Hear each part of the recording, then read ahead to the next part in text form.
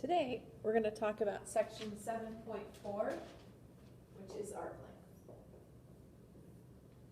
We're going to use the same ideas that we've been using with area and volume, and that is the idea that we're going to break it up into little pieces. So how do we get the kind of formula for area? And so we think about what is arc length similar to. So suppose we have some curve, and I want to know the length of this line.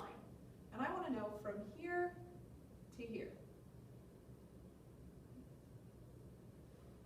So we could estimate it by finding the straight line distance. We could use the distance between 2 points. That would give us an estimate. And we know that the distance between 2 points is x1 minus x2, or delta x, that quantity squared, plus the difference in the y values squared. That's our distance formula. And suppose, instead of finding the distance between these 2 points, we broke it up and said, okay, well, that's not very accurate. Let's instead find the distance between these 2 points and then add it to those. We get a better estimate. And then if we wanted, we could break it up even more, and we'd get a very close approximation. And the idea of breaking it up into infinitely many pieces is our integral. So arc length, and we're going to refer to that as the letter S, is equal to the integral from a to b of the square root of this distance formula.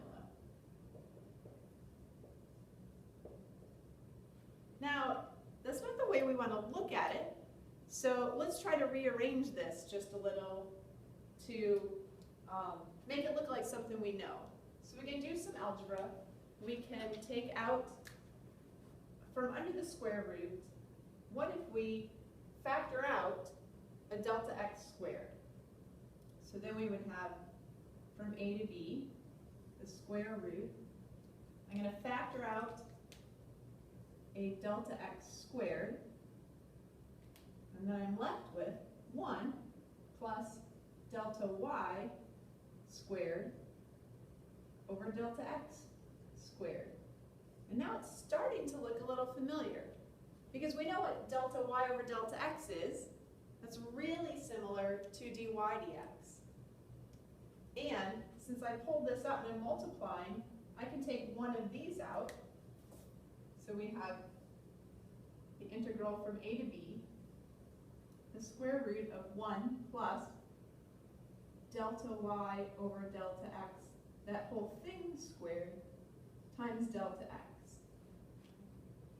Now, as delta x and delta y, as they get really, really small, we're going to define it, or say it's significantly close to being dy dx.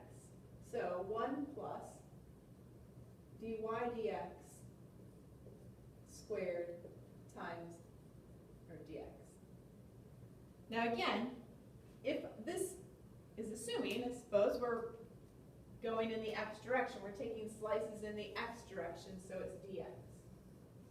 If this happened to be in the y direction, then this would be dy, and this function would be in terms of y, and my limits would be in terms of y. Next, we're going to look at some examples.